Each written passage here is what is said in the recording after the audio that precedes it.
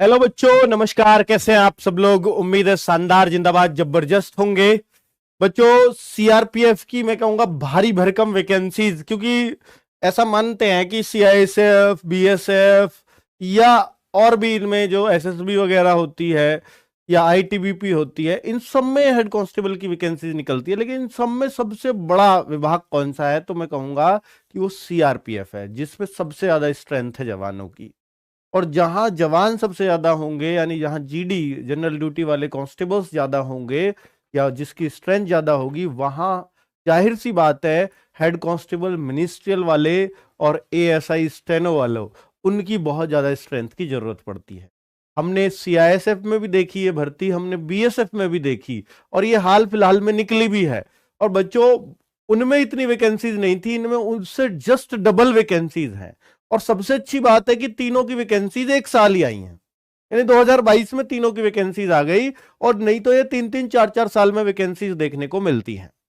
ठीक है।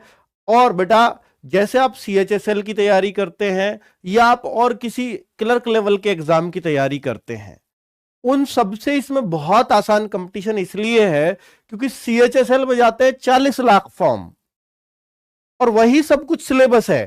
सीएचएसएल में जाएंगे 40 लाख फॉर्म और इसमें कितने फॉर्म जाते हैं? 4 लाख 5 लाख। अब आप सोचिए, सीएचएसएल में मान लिया कि 4500 वैकेंसीज हैं, इसमें 1400 वैकेंसीज हैं, पर देखो ना बेटा, फॉर्म कितने कम हैं। वहां 40 लाख और यहां 4 लाख, 10% फॉर्म है। 4 लाख बस मैक्सिमम, इससे ज्यादा नहीं जाएंगे फॉर्म। ठीक है। हेड कांस्टेबल मिनिस्ट्रियल की बात कर रहा हूं मैं, जिसमें 1300 कुछ पद आए हैं टोटल इस बार। बहुत बड़ी वैकेंसी है ये। तो अब आप इसमें क्या कर सकते हैं, कैसे कर सकते हैं, वो सारी बात बता रहा हूं बेटा। देखिए, सीआईएसएफ के हेड कांस्टेबल की आई, बीएसएफ के की आई, लेकिन उनकी अभी एग्जाम डेट नहीं पता है क्लियरली। इसमें सबसे खास बात क्या है कि एग्जाम भी दे दिया कि आपका 22 से 28 फरवरी के बीच में एग्जाम है। ये बड़ी बात है कि यार इतने कम टाइम में तैयारी करनी है आपको। तो ये अगर आप पहले से कुछ तैयारी कर रहे हैं, जीडी की कर रहे हैं या किसी और की कर रहे हैं, तो ये आपके लिए बहुत फायदेमंद है। इसमें बहुत ज्यादा चांसेस है कि आप नंबर डाल देंगे, चाहे आपने टाइपिंग करी हो या नहीं करी हो। वही टाइपिंग, वही स्पीड, सब कुछ चाहिए जो सीएचएसएल वगैरह में चाहिए होता है। ठीक है। अगर आप वहां के भी एस्पायरेंट सीएचएसएल वाले भी, तो इस पेपर को, इस फॉर्म को जरूर डाल देना। यहां भी आपका सिलेक्शन उसी तैयारी से हो जाएगा आपकी। ठीक है। चलिए, तो मैं बात करता हूं कि 4 जनवरी से 25 जनवरी तक ये फॉर्म की डेट है। आप एक बार नोट कर लेंगे इसको कि बेटा 4 जनवरी से फॉर्म आ रहे हैं, अभी फॉर्म नहीं आए हैं। 4 जनवरी नए साल में फॉर्म आ रहे हैं और ये 25 जनवरी लास्ट डेट है। 20-21 दिन फॉर्म चलेंगे बस, क्योंकि इन्हें जल्दी है इस भर्ती को पूरा करने की। सीआरपीएफ में अर्जेंट नीड है BSF, sorry, head constable ministerial वालों की। इनका काम क्या होता है? वर्क प्रोफाइल बहुत शानदार है, देखकर खुश हो जाओगे जानकर ये बात कि देखिए, वैसे तो ये हेडक्वार्टर्स या बड़ी बड़ी जगह है जहां इनकी कंपनी या बटालियन होती है, वहीं वहीं होते हैं ये। ठीक है। और इनकी बड़ी पूछ होती है बाबुओं की। जितने भी सिपाही है सब सर सर कह के ही आपसे बहुत बढ़िया से काम करवाएंगे, बहुत अच्छे से बातचीत करके। और आपसे सब लोग बनाना चाहते हैं। ठीक है। जो इस सीट पे बैठा है क्लर्क वाली जॉब के लिए बता रहा हूं मैं, ये बहुत शानदार जॉब है। उनकी सैलरी वगैरह, उनकी छुट्टी वगैरह, उनका रिकॉर्ड सारा मेंटेन आप ही लोग करते हैं। यानी आपकी कंप्यूटर में बैठने वाली जॉब है ये। मेल फीमेल दोनों के लिए ही है। ठीक है। तो अगर मैं देखूं कि यहां पर 25 जनवरी लास्ट डेट है और 15 फरवरी को एडमिट कार्ड आ जाएगा। किसका? यार एग्जाम का एडमिट कार्ड की भी डेट दे रखी है, बताओ कितनी जल्दी है इन्हें। और 22 से 28 फरवरी को एग्जाम है। देख लीजिए, schedule of computer based test, CBT. ये वही टेस्ट है जिसकी आप तैयारी करते हो। इसके बाद तो कुछ नहीं है इसमें, वो दिखा देता हूं क्या कुछ है। ठीक है। आगे देखिए, भर्ती होने का पूरा प्रोसेस बता देता हूं। सीबीटी या सीबीई, कंप्यूटर बेस्ड एग्जाम, यानी रिटन एग्जाम जिसको हम बोलते हैं। पहला स्टेप तो ये है। दूसरा स्किल टेस्ट। स्किल टेस्ट में क्या है? टाइपिंग। और ये स्किल क्यों लिखा है फिर? क्योंकि शॉर्ट हैंड भी है जो एएसआई के लिए भरेंगे, उनके लिए शॉर्ट हैंड है 80 वर्ड वाली। और वो 80 वाली ज्यादा तगड़ी नहीं है, 100 वाली ज्यादा तगड़ी होती है। तो वो भी अगर शॉर्ट हैंड कर रहे हो तो वो कर लेते हैं, पर जिन्होंने की नहीं है वो कोशिश भी ना करें शॉर्ट हैंड की, क्योंकि 1 साल लगता है इसको सीखने में। टाइपिंग सीखने में आपको 2 महीने लगते हैं, इस जैसे टाइपिंग जितनी आसान इसने मांगी है। एरर का जो मैं कॉन्सेप्ट देख के मजा आ गया यार, 5% गलतियां माफ है। 400 वर्ड दबवाएंगे, सोचो 5% उसका कितना होता है, तो 400 का 5% अगर मैं देखूं 20 गलतियां माफ सिर्फ 400 में, और 800 वर्ड दबवाएंगे तो आपकी 40 गलतियां माफ। तो यहां माफ ही है, और सिर्फ काटेंगे क्या, 10 वर्ड टोटल। अगर आपने इतनी गलतियां भी कर दी तो रैंडमली सिर्फ 10 वर्ड काटेंगे। तो ये रूल है जो बहुत अच्छे से समझ सकते हो आप। तो टाइपिंग बहुत आसान है, मैं कहूंगा एसएससी से भी आसान है, सबसे आसान एसएससी की होती है, उससे भी आसान यहां रूल दिया है।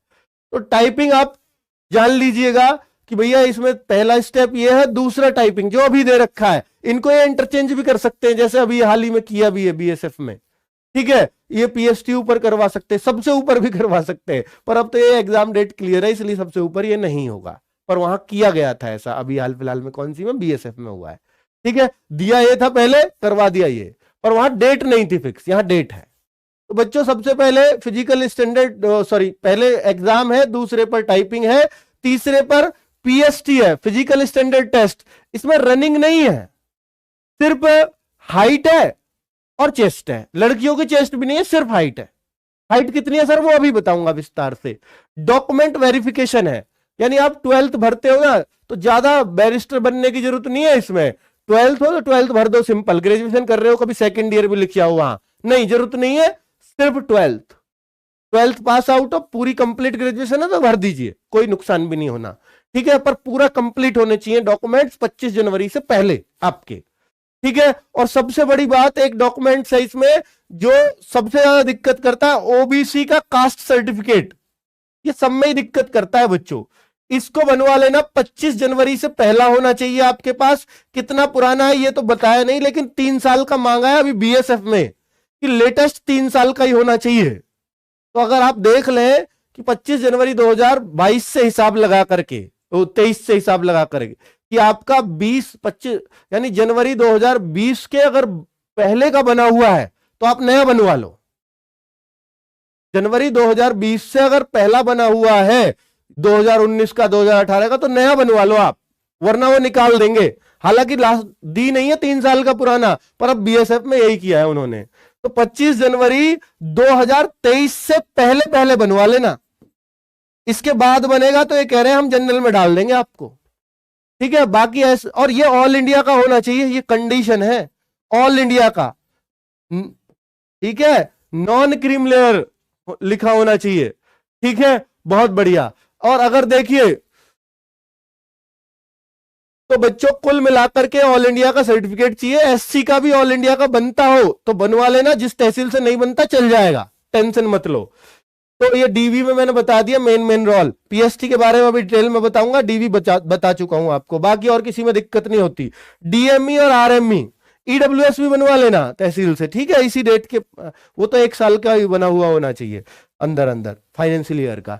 डीएमई की बात करूं, डीएमई और आरएमई, इसको और सुन लीजिए, ये क्या है, डिटेल्ड मेडिकल एग्जामिनेशन, और ये है रिव्यू मेडिकल एग्जामिनेशन, यानी आपका रीमेडिकल जो लगता है और जो मेडिकल है उसी को ही है।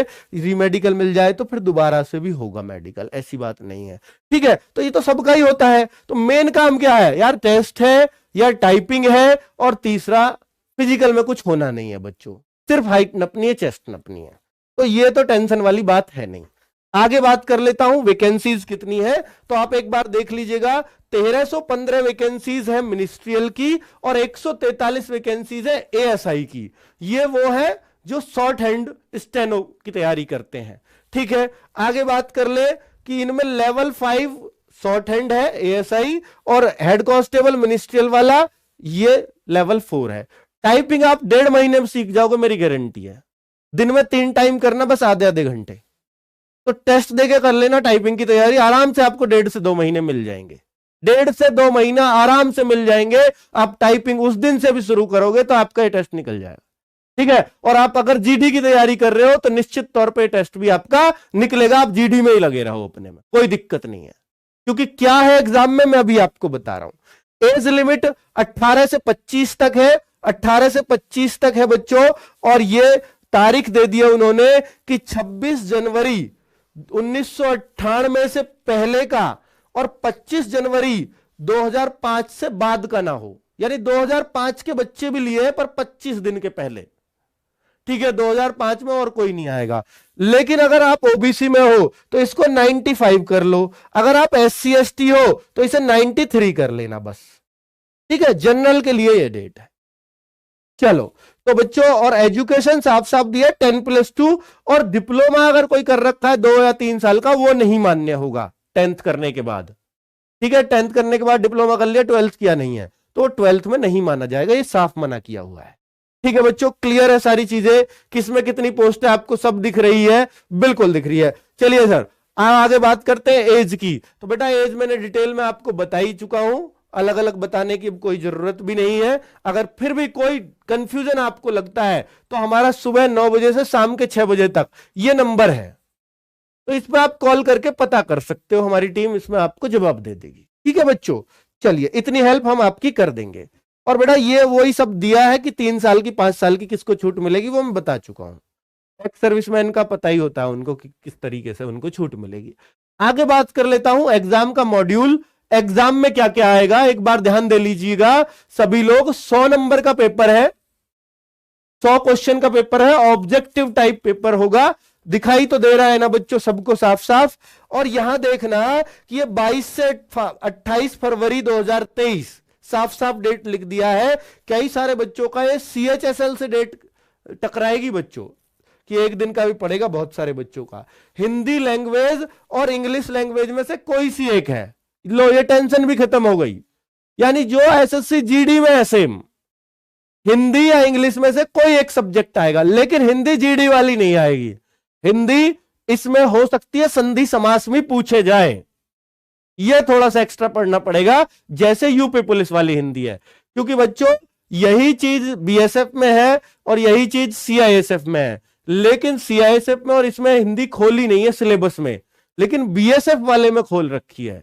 तो इसलिए जो BSF में खोली है और वही सब तीनों में एक जैसा होता है, तो अगर वहां खोली है तो सेम टू सेम बच्चों वही हिंदी यहां आने वाली है, वहीं से मैं आपको देख करके बता रहा हूं, ठीक है। तो वो यूपी पुलिस वाली हिंदी है, GD वाली नहीं है। GD वाली इसके अंदर समा जाएगी, ये मान लो, ठीक है। GD वाली तो है ही सब जगह, बाकी कुछ एक्स्ट्रा चीजें और है, उनको हम तैयार आपकी करवा देंगे। चलो आगे बात करता हूं बच्चों कि जनरल एप्टीट्यूड। ये जनरल एप्टीट्यूड क्या है, क्या एक क्लैरिकल एप्टीट्यूड है बच्चों? ये चीज दी थी, मैं आपको बता दूं कि BSF में क्लैरिकल एप्टीट्यूड दिया उन्होंने, और अभी डिपार्टमेंटल एग्जाम हुआ था 6 नवंबर को, सेम चीज ऐसे ही दे रखा था जैसे BSF में हेड कांस्टेबल में दिया, लेकिन क्लैरिकल एप्टीट्यूड की जगह उन्होंने GS पूछा। तो ये जो जनरल एप्टीट्यूड है ना, मैं 100% श्योर हूं कि ये GS है, ठीक है। इसको कोई क्लैरिकल एप्टीट्यूड समझने की भूल ना करे, वरना बेटा दिक्कत हो जाएगी, ठीक है। चलिए आगे बात करते हैं अगली चीजों की। जनरल इंटेलिजेंस यानी ये रीजनिंग है, और क्वांटिटेटिव एप्टीट्यूड यानी ये 25 क्वेश्चन की क्या है आपका मैथ्स है। यानी सेम चारों का एक जैसा ही सिलेबस है, चारों चीज वही है जो आप GD में पढ़ रहे हो। और ये क्वांटिटेटिव एप्टीट्यूड भी ये आपका अर्थमेटिक नहीं, वो सॉरी एडवांस नहीं है, सिर्फ अर्थमेटिक है। चलिए बहुत बढ़िया। BCD इज बाइलिंगुअल, यानी हिंदी इंग्लिश तो बाइलिंगुअल होती नहीं है, हिंदी हिंदी में होगी, इंग्लिश इंग्लिश में, बाकी नीचे की 3 चीजें बाइलिंगुअल होंगी। और बेटा क्वेश्चन मल्टीपल चॉइस होंगे, और तीसरी चीज होगी कि 0.25 की नेगेटिव मार्किंग होगी, इस पर विशेष ध्यान देना, ठीक है। बिल्कुल GD वाला ही कर दिया है जो पहले GD का होता था, हालांकि अब GD का तो बिल्कुल ही अलग है, तो बता देना क्लास ले रहे हैं, ठीक है। आगे बात कर लेता हूं, आगे देखिए बेटा, अब हाइट एंड चेस्ट की बात कर लेता हूं। हाइट एंड चेस्ट की बात कर लेता हूं तो यहां मेल कैंडिडेट्स के लिए जो हाइट मानी जाती है वो 165 सेंटीमीटर हाइट मांगी गई है, और 77 और से 82 यानी 77 बिना फुलाए और 82 फुलाकर 5 सेंटीमीटर का फुलाव मांगा गया है। तो 165 आप अपनी हाइट मान के चले, ये तो सभी की होती है और यही मांगी जाती है हर जगह, उनमें भी यही मांगा गया था, बाकी जगह भी, ठीक है। बाकी छूट दी गई है ST कैटेगरी को, सिर्फ ST वालों की हाइट 162.5 भी चल जाएगी ST को, और साथ में हिल एरिया वालों को भी छूट दी गई है, गोरखा, डोगरा, कुमायूं, गढ़वाली सबको। तो इनमें 162.5 इनकी भी चल जाएगी। चेस्ट सब में बराबर चाहिए, बस एसटी को थोड़ी सी छूट दी गई है। फीमेल की बात करें तो फीमेल में हाइट 155 सेंटीमीटर है, और गढ़वाली ओरखा उनको और प्लस एसटी कैटेगरी की फीमेल की 150 सेंटीमीटर। ये तो यार सबकी होती है, ठीक है, इतनी छोटी लड़की और होती ही नहीं है। तो बच्चों इनमें मैं बोलूं तो बाकी चीजें एन ए है, यानी चेस्ट इनकी नहीं नपती है।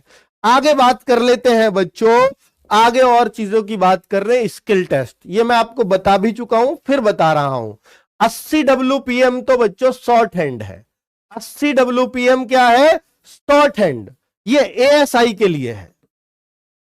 और अगर हेड कांस्टेबल जो ज्यादा बड़ी वैकेंसीज है, जिस पर सबसे ज्यादा बच्चे फोकस करेंगे, तो 35 WPM इंग्लिश की स्पीड है, इंग्लिश टाइपिंग।